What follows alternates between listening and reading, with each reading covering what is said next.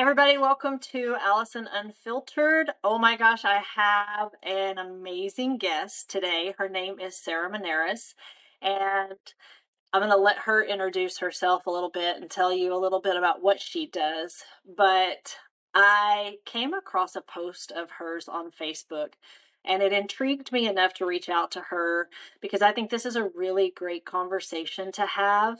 And so I'm just gonna, Sarah, if you want to introduce yourself, tell us all your credentials. Yes, This thank is the real you. deal, you know?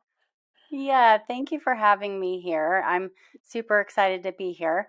So, like you said, I'm Sarah. I am a licensed counselor. I live in Colorado currently.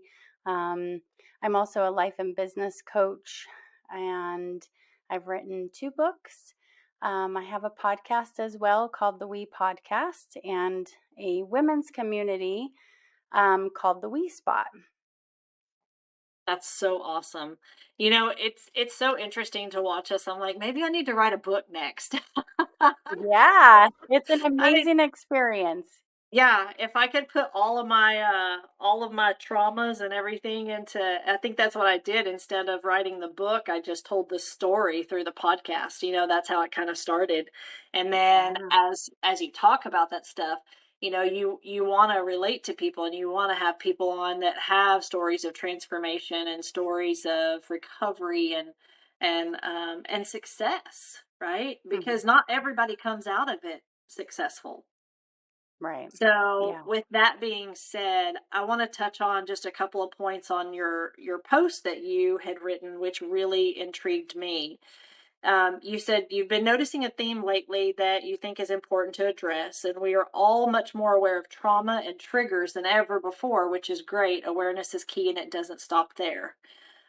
If you know of hurts in your past that affect you and the way you behave currently is still not an excuse for your poor behavior, you just say, oh, well, that's my trauma or that's a trigger, and you blame your unhealthy or toxic behavior on it, you're still playing the role of the victim to your past. And here's the thing that got me, it's not other people's jobs to make sure they don't trigger you. It's your job to do the work and heal so you're no longer triggered. Hmm. That is that is like, I mean, I caught that and I was like, it's so it's so true. And before everybody gets their panties in a twist, right? There are so Yeah. many different facets of how we're going to talk about this and how we're going to discuss this. So, nobody's calling you out on the mat, but if it offends you, it might apply to you. Right. First and Yeah. foremost, right? So, Yeah. was there something, I mean, I know you have a story and I want to hear your story, but was there something that I don't want to say triggered you to write this, but is there something that happened that made you want to write this? Can you share that? Yeah. I talk to a lot of people every week in my professional life and my personal life.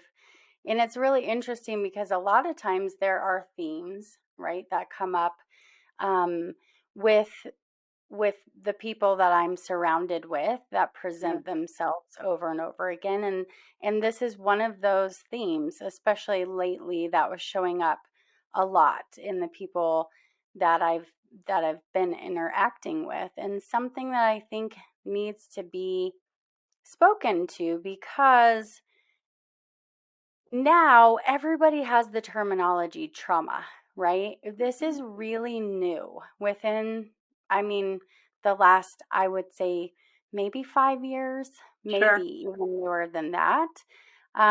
When I went to grad school for counseling, it was definitely not a buzzword. That was a little longer ago now. Nobody knew about it except for the professionals.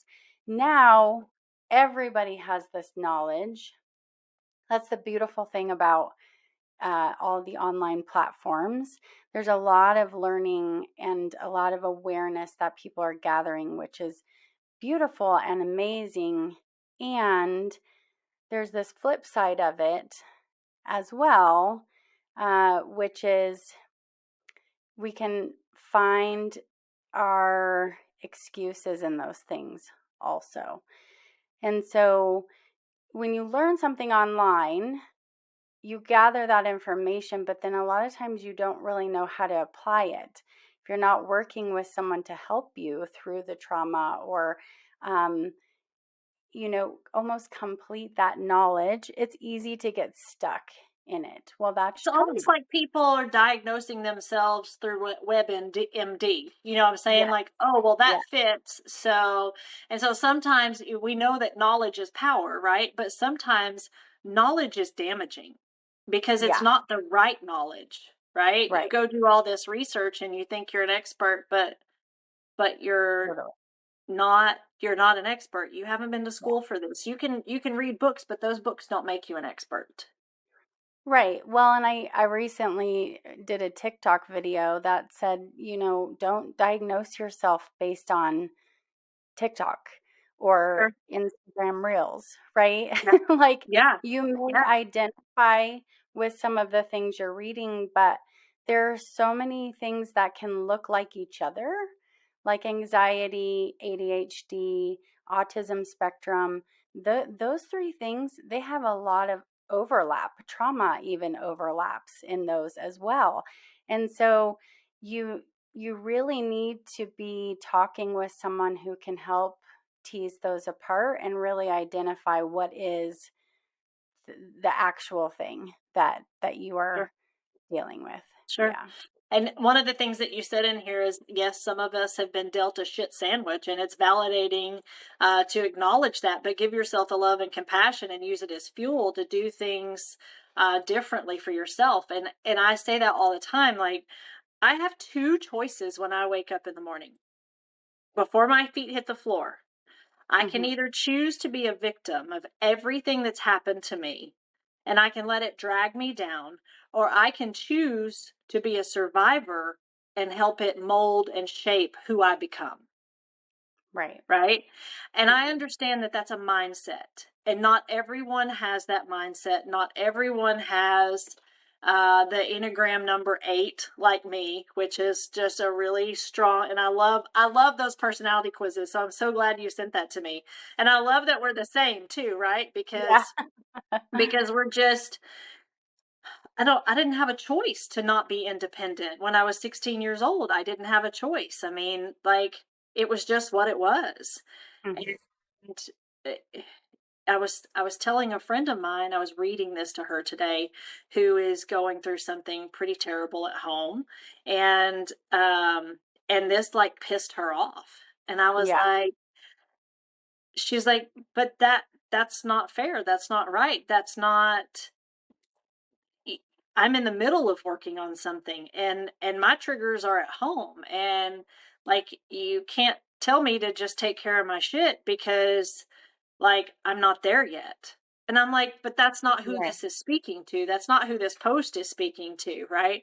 And I'm going to Hmm. repost this if you're okay with that. Like, Hmm. once this podcast runs, I'm going to post your post in my Instagram stuff so that people can read, because I think it's just really good. And I'm not going to sit here and read it to everybody because I want everybody to go check it out. Yeah. But it's really great. But that's the Yeah. thing, is she was so bothered by it. And I was like, she goes, you remember the deal that you have with your car wreck car? And I was like, yeah. She's like, that was 20 years ago. 20, golly, that was, yeah, 20 years ago now. And she's like, that still gets you. And I was like, yeah, but I don't put that on everybody else. Right? Mm. Right. Long story Yeah. short, we had a terrible car accident in the rain, and the rain came, and it just came a flood, and we hydroplaned, and it was my son and myself in the car, and it took a really long time for me to drive again after that. And still to Mhm. this day, like, I can drive around all day long in town, but if you put me on the interstate and I hear that rain hit that windshield, I'm in the floorboard. And Mhm. I've had to make myself drive through it before, white knuckled and bawling my eyeballs out trying to get to one of my kids, right? But I Yeah. didn't. I made it through it, right? But it's still Mhm. something that, I think that's almost on the verge of PTSD, because of the accident and things like that. But I think that's a very different situation of, I've had time to work through that and heal through that rather than something fresh that she's going through. So So Mhm. I guess I just wanted to say, like, this doesn't necessarily apply to people who are currently struggling in a trauma, you know? Yeah. So I want to be super clear that this is not devaluing people's trauma by any means. Trauma is real, it's hard. y- It's it it's not to say that what people have been through isn't important and relevant and difficult. Yeah. It's actually the opposite of that, I think, in that we need to acknowledge Hmm. that what we've been through is hard. Yes, this is my trauma. This triggers me even to the place of PTSD, right? You still have a choice. Yes. So the present situation, okay, some people don't have a choice. And when you don't have a choice, that's a completely different thing. If you're in a domestic violence situation, or you're being, you know, there are some situations where it's dangerous for people to have a choice. Sure. And I definitely want to acknowledge that. Sure. But most situations, we have a choice. We have a choice to say, this horrible thing happened to me, or this thing is happening to me, and I still have a choice of how I'm going to respond to it, how I'm going to work through it, whether I'm going to reach out and ask for help, whether I'm going to do the work to use this thing to better myself. All of those things are choices. And part of my post was, a lot of people say, well, this is happening to me. And so I'm just going to sit down in the shit and I'm going to stay there. And this becomes my identity. And that's a Yes. very disempowering place to be. It's a very disempowering place to live.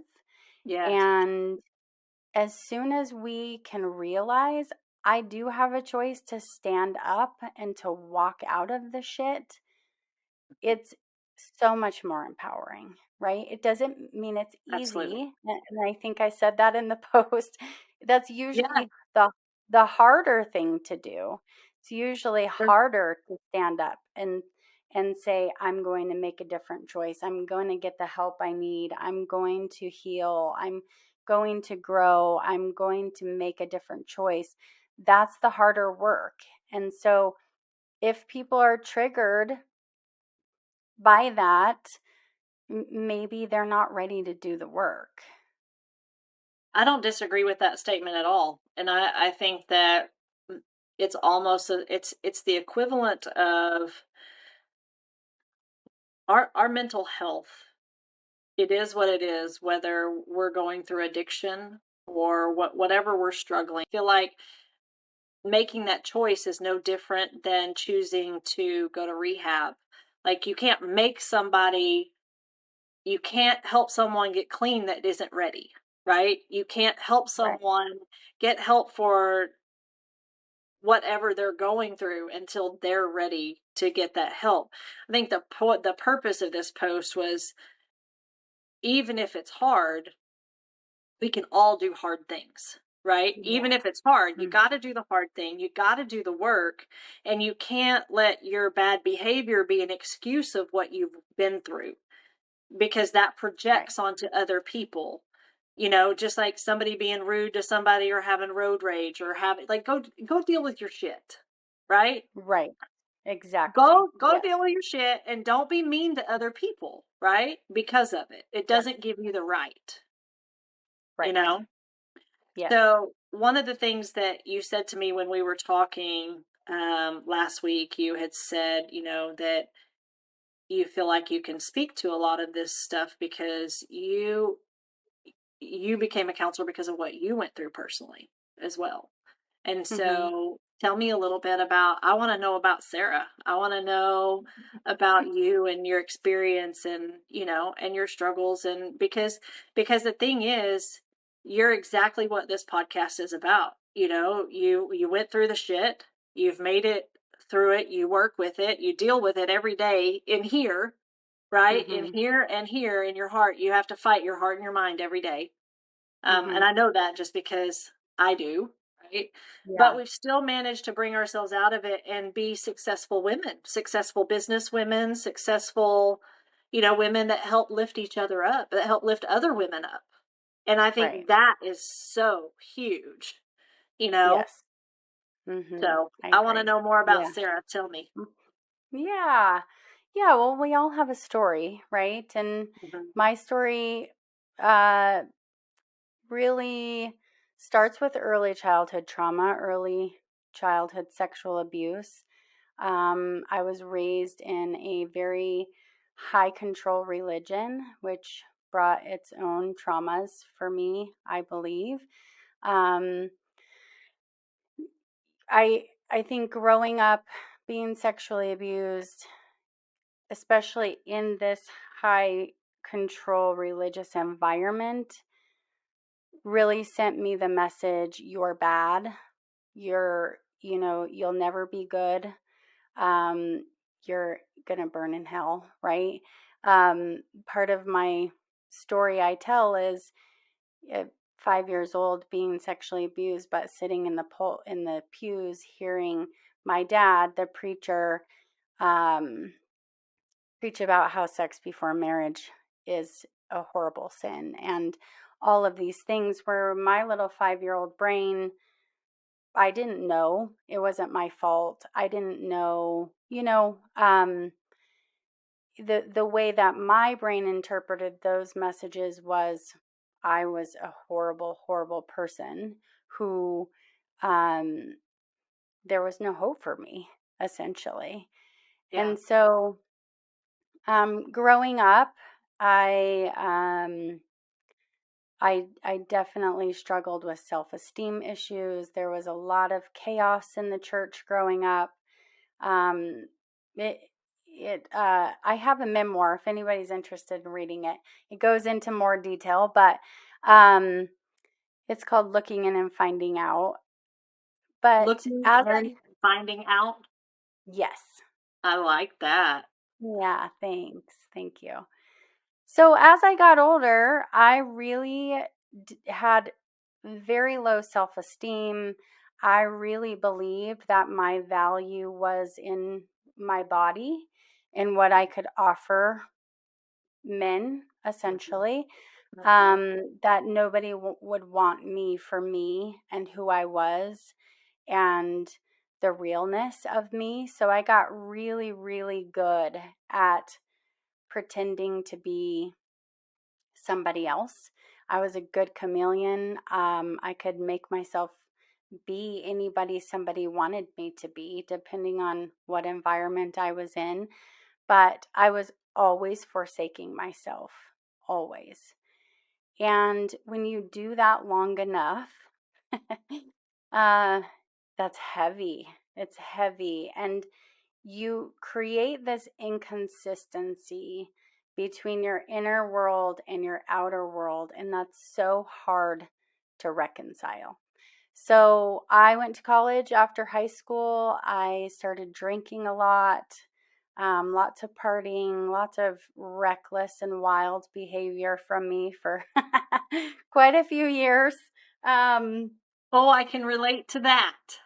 yeah, Yeah. yeah, Yeah. yeah, Well, and it's kind of like when you miss out on that love when you're a kid, right?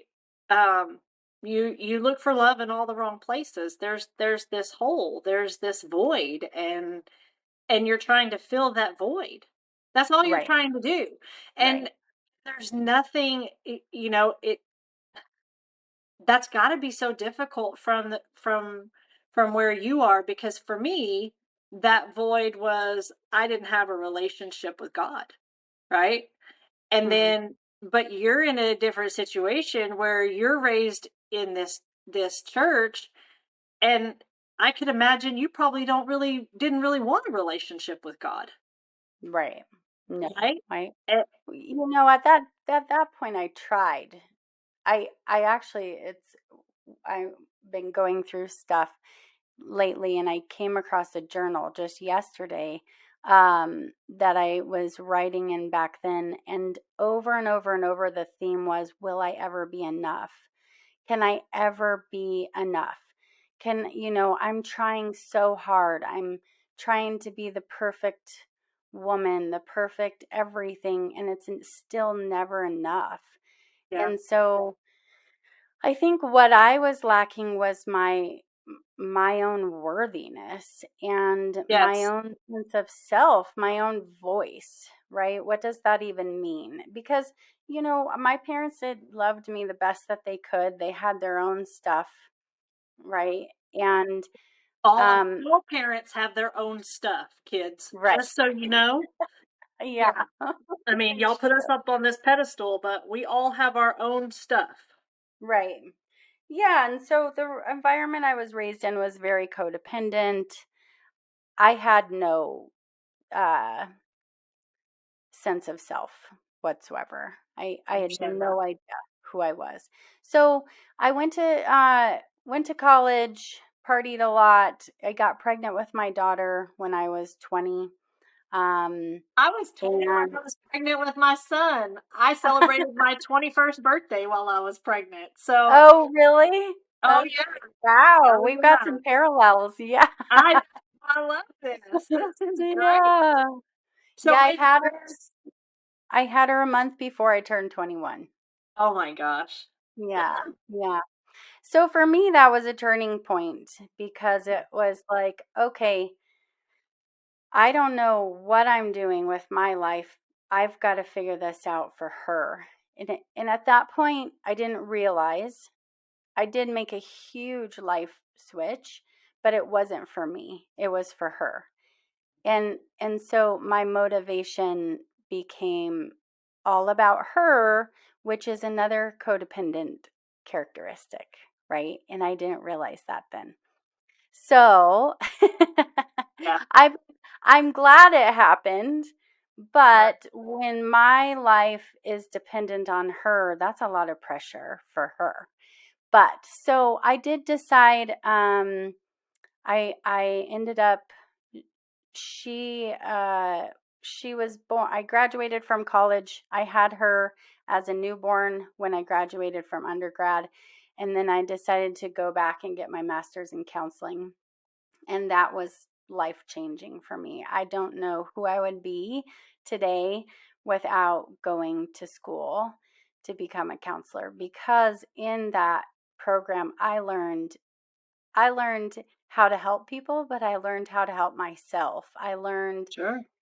who I was. I learned so much because as a therapist, a lot of schooling is taking really deep look at yourself, because who you are is going to affect the people that you work with. Sure. And so if you don't have self-awareness, you could be causing harm to people and not even Sure. understanding. So that was amazing. Um, Hard to go to school as a single mom, but definitely worth it. Um, and then I met my husband. I was a single mom for 8 years. I met my husband when my daughter was 8, and he's Oh my great. gosh, the parallels.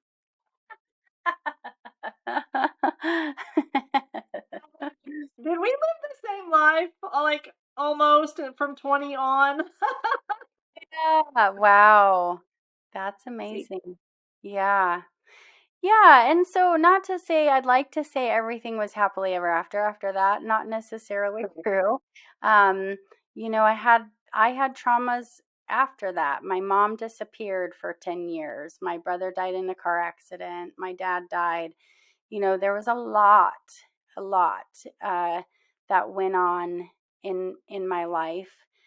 And the reality is for me, my life changed when I learned that I didn't need to be a victim, that I could take responsibility for myself, that my life didn't need to be dependent on anybody else, and that I was in control of the way my life turned out. And um yeah, really shitty things happened along the way. Right. And I had a choice. I had a choice of how I responded to those things. And I see it all the time with clients. Um, yes, we need to go back and we need to talk about trauma, and sometimes we need to dig in and unpack it, but we do not need to live there. You unpack it and then you do the work to move forward, to release it, to get rid of it. And so you're not staying in that place. And so do you think that's one of the biggest choices we have? Do I do the work to Mhm. unpack this or not? Yeah, and I have like I'll have friends tell me like I don't understand. Don't want to say that I don't understand depression because I've been depressed. I've been on antidepressants. But antidepressants aren't supposed to be used long term. They're a band-aid to help you work through your shit, right?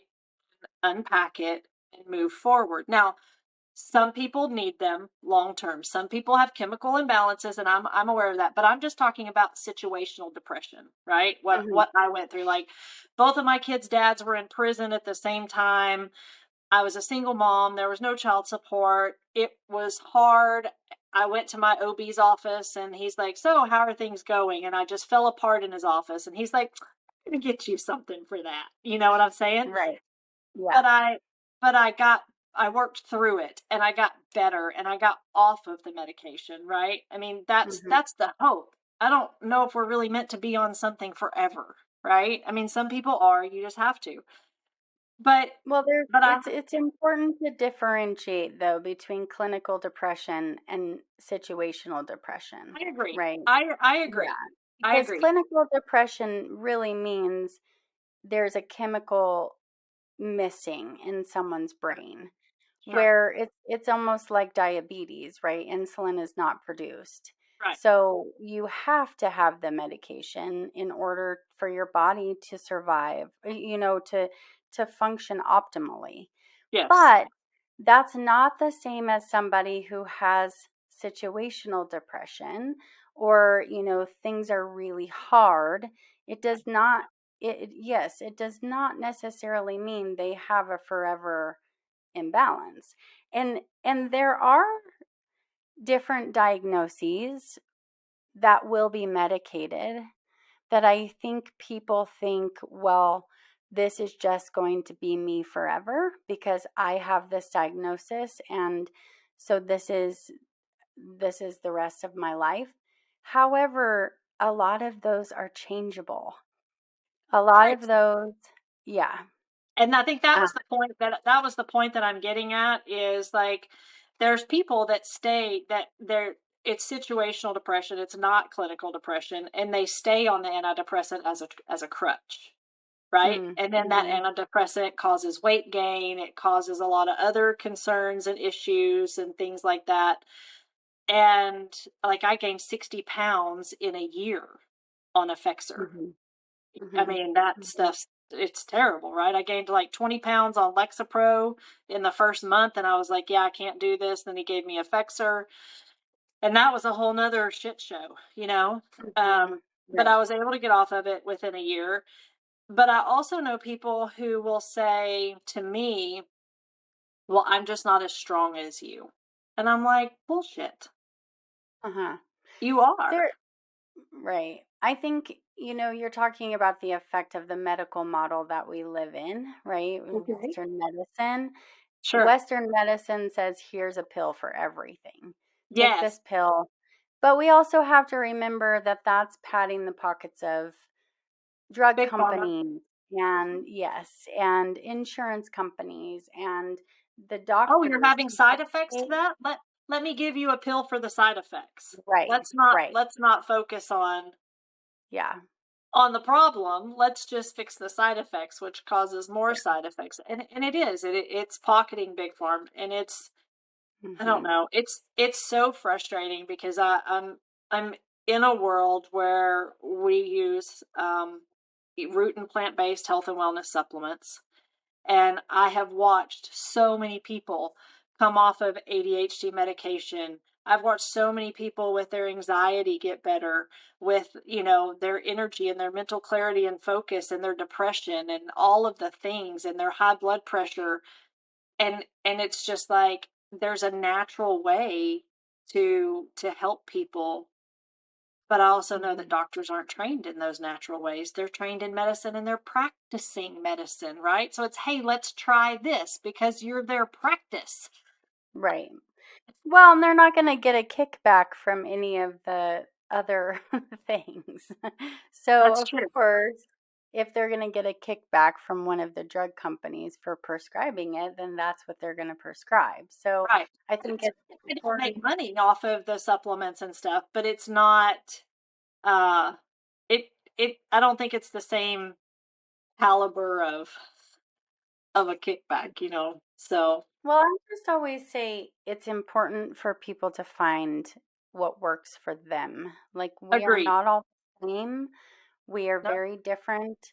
Some people need to be on Wellbutrin for the rest of their life, right? Some people, one thing, and I'm not going to derail us with this, but one thing I'm fascinated by right now is using mushrooms in therapy. Um, I think it's fascinating. And I've done um, mushrooms before. That could be very interesting. yeah. Well, psilocybin was just made legal in Colorado for therapeutic use. Really? Um, yes, yes. And That's a so, hard trip though. I mean, yeah, I've never done them. However, okay. I have I've been really looking at all the research and how people are coming out of years of depression or years of anxiety, with microdosing or macrodosing one or two times. It's pretty amazing, but that's a whole nother topic we can touch on So, another okay, but time. I have a question about that now. Because Okay. because as a recovering drug addict, things like that intrigue me, right? So is it like you're using it and you're getting therapy during that process while you're tripping, and it can help like retrain your brain while, I mean, and I use the word tripping. I'm sure that's not what the Yeah. psychiatrist used, right? But under the Mhm. influence or whatever, but you're tripping. That's all there is to it. Yeah. Yeah, and I'm not an expert. I'm still learning. This Sure. is very new. But yeah, a therapist, you take a dose and a therapist sits with you for 6, 8 hours. Yeah, it's a Um, long trip. yeah, yeah. Um, there's a couple really good documentaries on Netflix. One's called How to Change Your Mind. And Okay. then, Hold on, I gotta get um, another sticky note. How to change your okay, mind. yes. Because I these. Okay. Yes, it's really good. And that one, it actually not only goes through psilocybin, but it goes through acid, MDMA, all the hallucinogens. Sure. Um, and then there's another one called Fantastic Fungi. That one's quite a bit shorter, but Okay. it just talks about, in general, the benefits of mushrooms. Well, I mean, Um, it's what the Indians used. I mean, right, it's and the it all natural. makes sense, Yeah. right? Yeah, it's fascinating to me. But so I didn't mean to derail us on that. Sorry. No, don't be sorry, because that's what this is all about. Yeah. I love the derailments because that's where you find out some interesting things. But I could totally see just the last piece on that. I could totally see, because I've been under the influence of acid and mushrooms and things like that. I could totally see where you could get down to the nitty gritty of something, because you don't have control, right? Right. You don't have that Hmm. control, that wall built up of control. and Yeah. and I can't find my words. What are my words? It's like, you're just more open to answering questions, and gives them the opportunity to dig down deeper, and maybe you release some stuff that you Hmm. didn't know you were harboring. I mean, so I could totally see where that could work. I Yeah. mean, absolutely. Well, you bring up such a good point, and I think most of us live in a highly restrictive, fear based control state the majority Yes. of the time. And Yes. so we are so fear based, and in order to try and control or to harness that or to lower the fear, what we do is we raise our control. And so, yeah, control is a it's a heavy, heavy place to be because control is an illusion. We really never have control. I'm a And control so, freak. It's yeah, not an yeah. illusion. Sorry. Now, About now that. I'm saying, well, what we're doing is just really creating an illusion for ourselves. And so then when something happens that's outside of our control, it's even worse because we thought, well, I did everything I was supposed to, and this still happened. Hmm. And so then it increases the fear even more. So it's a really, really toxic cycle. Yeah. Um, it's a toxic loop that we get into with ourselves. And one thing, they're saying with the research in the mushrooms is it gets you out of the loop. It like allows your brain to expand beyond that fear-based control to see the bigger picture. And so if we can get a glimpse of the bigger picture, then the things that we struggle with don't seem as terrifying. Hmm. Well, and it also brings me back to like my drug days. Acid was a big thing for me because that was a huge escape, right? I mean, that Mhm. was one of the Mhm. greatest escapes ever. Cocaine was my drug of choice, but I did do a lot of acid. And one of the things that I learned is that the controlled environment that you're in when you use hallucinogenics um, has everything to do with your experience in that with that hallucinogenic.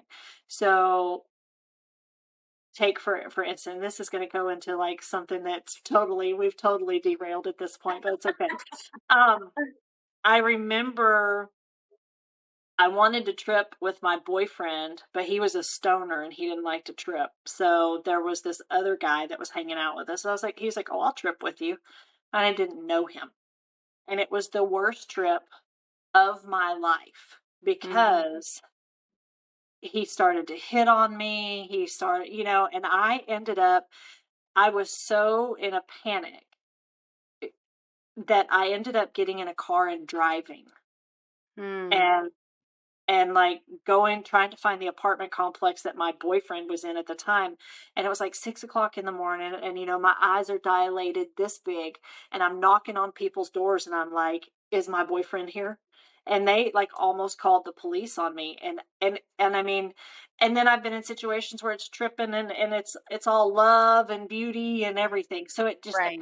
it depends on your environment. So I love the fact that they're able to do this in a controlled environment where you do feel safe, because if you don't feel safe on hallucinogenics, it's going to be a real bad ride. it, Mm. it just Yeah. it just is. Yeah. So I think that I would like, not that acid or hallucinogenics were ever my thing, but I would love to do something like that and be able to see what else I could dig out Mm. that's Mhm. holding me down still, Yeah. because I mean we all have our shit to deal with, right? We all have everything in here that we're trying to figure out, and Yeah. everybody tells me, oh, you look so strong, or you're so strong, you're not scared of anything. I'm scared of everything, Yeah. but I do it Right. scared, right? Yeah. Because I Right. can't teach my team, I can't tell my team to do something if I'm not willing to do it. I can't ask them to do it. I can't ask my kids to Mhm. do something if I'm not willing to set the example and do it too, right? So I just have to do it Right. scared. Yes. And that's the choice.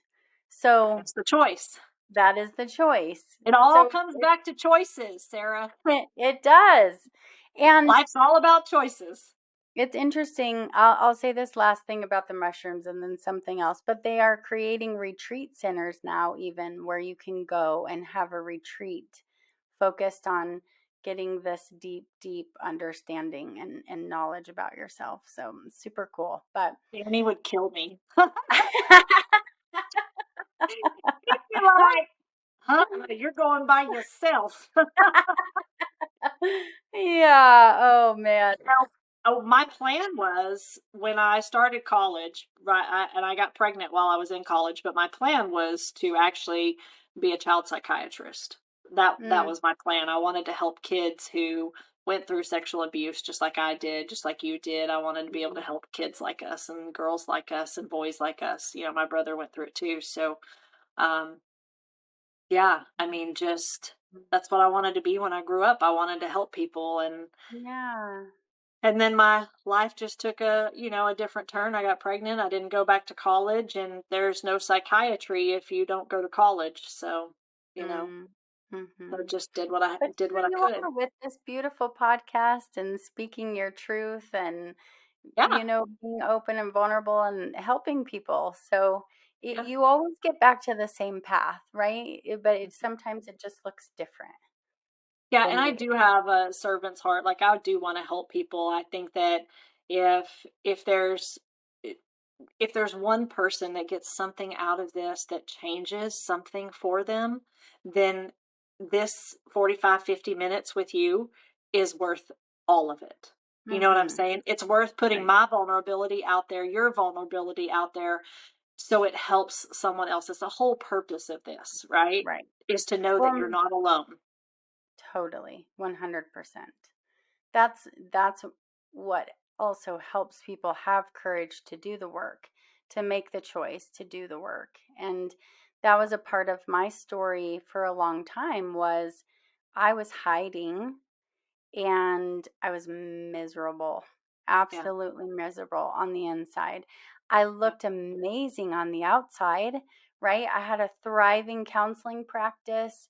Um, counseling is actually it's a safe profession because you get to hear everybody else's stuff. You never have to share your own stuff. We're Yeah. actually taught not to. We're not supposed to share our stuff because it's not about us, it's about the client. So Sure. I found out later, wow, I really chose a profession that would help me stay hidden.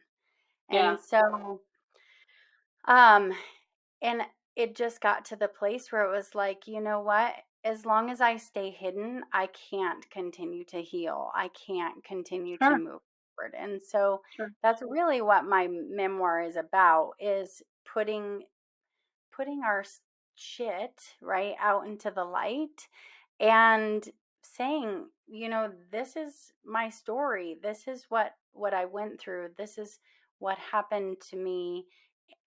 That allows us to release the shame because I had so much shame over the things that I did, the choices that I made. Um, that Yeah, it was ridiculous things that I did. My husband and I were just having a conversation the other day about how I would get on random guys' motorcycles and go like I'm really honestly surprised I'm still alive today. Oh yeah, Because 100%. yeah. So but the more that I can put that out there, the more that I can talk about it, the more that I can shine the light on it, the less shame can live there. But also, it creates space to have empathy for myself and empathy Yeah. for that version of myself. And one of my Sure. favorite phrases, and I use it a lot with my clients, is of course. Of course I behaved that way. Of course I made those choices. Of course I was hurting. I didn't know anything else. I didn't know a different way of being. Yeah. And so, of course, it makes total sense. And now that we have that awareness, we can release the shame and we can move forward differently. We can make that choice No.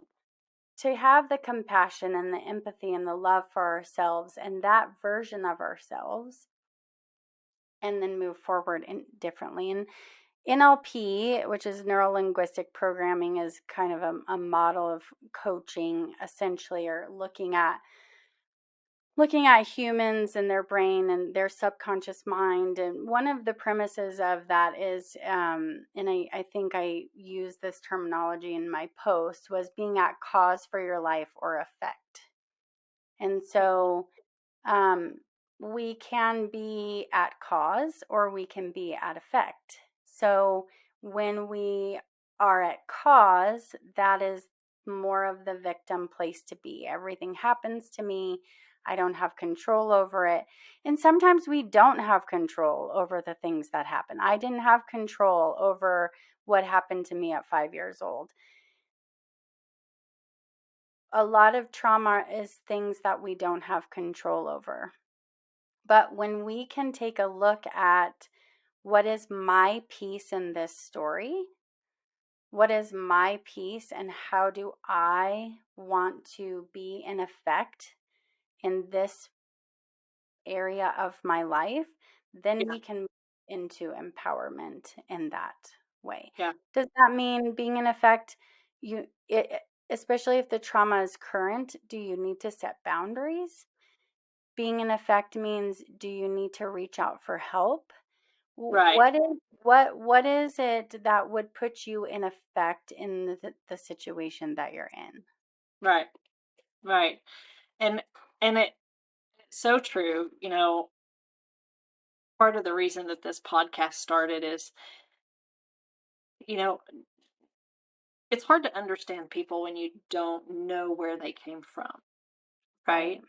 right? And Mhm. sometimes when we know people's stories, we have a little more empathy. Yeah. Empathy is a hard one for me, right? Mm. Um, we have more empathy for someone when we know their story and we know their why, right? Right. And that was my biggest thing is like I'm a workhorse, I'm a machine. I mean, I'm an 8. You know, right? And if you Mhm. don't know what the Enneagram number 8 is, you can look it up. Because it describes me to a T, and Sarah Yeah. as well. Yeah. Um, but but people didn't know what I went through. They didn't know that as a single mom, I worked, 6 years in a gentleman's club, and Mhm. and the kind of, oh my god, the kind of tear down that happens in that situation, and then the shame that follows you with it, because that's not where you want to be. It's not what you want to be remembered by. It's not. My kids didn't even know. Sarah, my kids didn't even know. My oldest is 26 and they did not know. And I still have friends like that. I made lifelong friends in this club. But they all respected me so much that it wasn't their story to share. Right. Mm. And so Mhm. I'm the one who a year ago sat down with my kids and said, this is the part that you don't know about me. I've been open with them all along about my drug abuse and drug history because addiction runs rampant in our family. And Mhm. I wanted them to know that whatever they put in their bodies, it could be hooked on it. And Yeah. they don't know what it's going to be. Right. Right. But Right. addiction is hereditary. I mean, it's going to come around. So fortunately, we haven't had any drug issues with our kids, but I think that's part because we were so open about it, about our struggles Mhm. with it too. Knowledge is power for your kids when it Yeah. comes to drugs, sex, alcohol, all of it. Knowledge is power. Tell your kids what they're up against. Stop hiding and don't keep it a secret, right? You don't have to Right. tell all your bad stuff, but you can tell them. But Yes. sitting down having a conversation, I was scared to death, and I had an individual conversation with all four of my sons, and they were like, that makes sense. you know, Uh-huh. okay, now that makes sense. Oh, all these ants I have, yeah, they're from back in the day, right? So that was part of it. Is I felt like the first episodes of going through some of the things that have happened and where I've been and who I've become, it just, like, the weight lifted off of me. That shame that you were talking about is so lifted, and I'm not ashamed of it anymore, and I don't have to be ashamed of it anymore, because the people I Yeah. was most worried about looking down on me for, didn't. My oldest son, he was the one I was most scared about, right? Because Mm-hmm. he would never in a million years walk into a gentleman's club. It would never happen, Mm-hmm. even if his Yeah. friends asked him to. And do you know what he asked me? What? He said, "Well, were you good at it?" I was like, "I was great at it." And he was like, "Okay." Yeah. I'm like, "That's it? That's all you got? Yeah. You're not gonna tell me that Uh-huh. I'm a horrible human being and you lost all respect for me?" And but it Yeah. was like same with your daughter. When I had my son, there's a story behind that, but when I had my son, my life changed for him, and I stayed clean because of him, right? Yeah.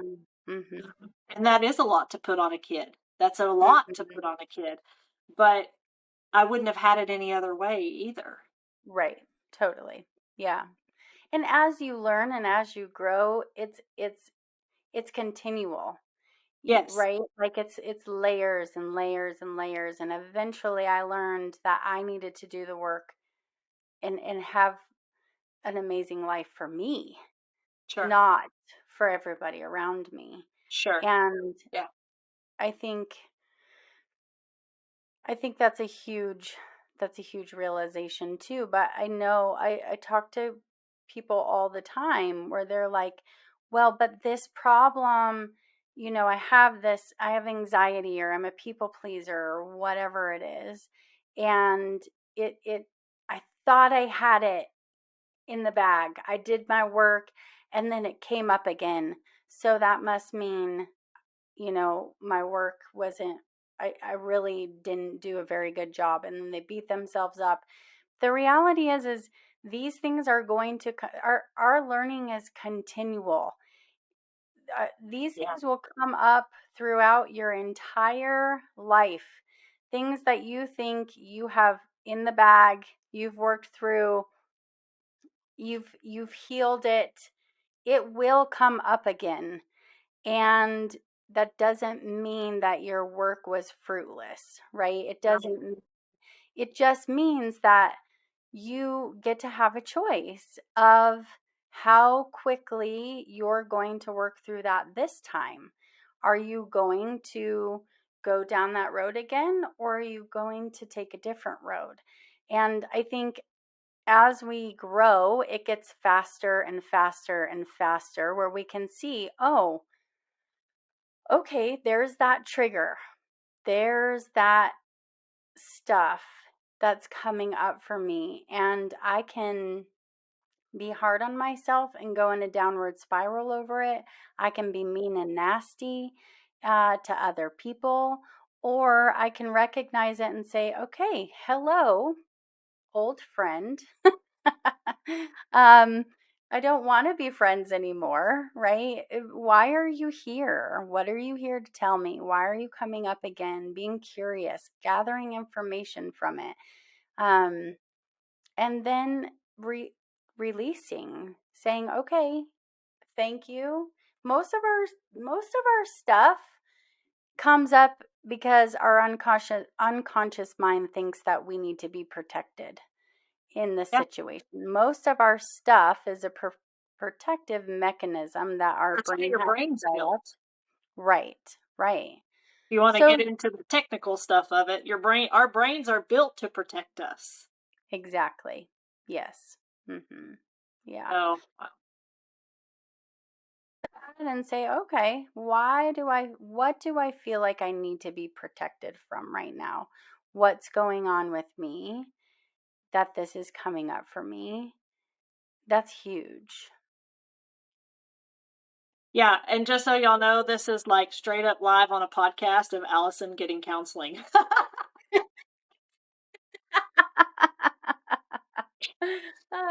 That's It's funny. true. We fight with this stuff all the time. As strong as we may seem on the outside, it's a fight every day, and it's a choice every day. It's a choice every day to not let it take me down because damn, it sure can. And I could let Mm, it, right? yeah, I could totally yeah, let it, yeah. but I'm not going to. Right, but it's also important, Allison, to recognize the days where you feel like I want to let it, right? Okay, okay, why? Like, what's going on? Do you need a day where you need to sit in bed all day and eat some ice cream and chocolate? Is okay. You know, the most important thing is listening to, this is what I feel like I need today. And that's what I didn't have. That's what I was talking about, losing my voice, losing the understanding. Most of us as women in our society, and a lot of men too, have lost the ability to say, what do I need? Yeah. What do I need? Most people say, I have no idea, because they have no clue how to tune into themselves in such a way to hear what they need. And sometimes it's, I need to cry. I need to wallow for a little while. I need a day of wallowing. There's absolutely nothing wrong with that. I do not, Has to stop at a day, right? You well, can't stay, there's a you can't limit. stay in it. Yeah. Right. There's a difference. So, one thing I don't want to perpetuate is toxic positivity. I hate toxic positivity. It pisses me off as much as being a victim does. Um, that's another thing that our society pumps into us, in my opinion, as a control mechanism, because if you just choose good vibes only, you just be positive all the time, right? Which is completely and totally unrealistic. And so then Right. when you're not being positive, when you've been given a shit sandwich, then it's, oh, there's something wrong with me because I'm not feeling positive, I'm not choosing gratitude. And then Right. again, we just downward spiral. So Just beating yourself up about that. Yeah. Just so you exactly. know, because you use the term shit sandwich, we're best friends for the rest of life because I use shit sandwich all the time. I love that. Sounds good to me. Yeah, yeah, totally, totally. Well, Yeah. listen, I want to thank you for coming on, for sharing your wisdom, for taking the time to share it, and I hope that we help someone today. I want you to shout out again your podcast and your books so people can know to go look for that. Can you tell us what those are again? Yeah. Yes. So my podcast is called the We Podcast, and it's really we as in community base. Um, my book, my memoir is called Looking In and Finding Out. And then my other book is called I Am Not. And it's a children's book, a children's personal growth book. And both of those can be, yeah, both of those can be found on Amazon. But I'm very active on Facebook and Instagram. We have a big life change coming up fairly soon that I'll be talking a lot about on social media. And so I definitely spend a lot of time there. I would love to connect with people. I will say, this isn't therapy advice, just for those people who are listening. But um, yeah, find someone who can support you in that way. I know sometimes there are barriers to getting counseling or coaching, financial barriers, but a lot of places have different programs. Like I know the state of Colorado, they have a program for anyone under 18. The state will pay for 4 free counseling sessions. Um, a, a lot of places have different opportunities, community mental health centers, where hopefully mental health support is accessible. One of my favorite, I just want to say, one of my favorite websites for finding a good therapist is psychologytoday.com. Um, yeah, I like it because you can see their picture and read their profile and know Yeah, more about what they do, rather than just picking off a list of names where you know absolutely nothing about the yeah. person. And So, when we post this podcast, I'll have you just like I'll tag you in it and I'll have you go in the comments and you can just drop yeah, all these like websites and these places I and love things. that. Yeah, Yeah, just drop that them that in would there be so great. people can see them and find them in the comments and stuff. That'd be great. Awesome. Yeah. And I'd love if anybody wants to connect or you need referrals or just message me on Messenger is probably the best way to get a hold of me. So, Yeah, and I'll put all your contact. I'll tag you so people can contact you and whatever. Oh my gosh, this has been so good, and we could sit here for like a whole nother hour and do this. I could totally I'm do. like, we're already out of time. What the heck? I know, I know. We're at 60 minutes now, so it's good. Nice. But it's good stuff, right? When it's good, it's good, and it just it's good. So thank you for being here. Thank you for jumping on. Thank you for sharing, and we may have to do this again to talk about Yeah, something I would else. love to. Yes. Thank you. Great. All right, guys. Listen, this is Allison Unfiltered. You can find us on YouTube, Spotify podcasts, Google Podcasts, Apple Podcasts. We're everywhere. So just look it up. Peace out, homies. See y'all later.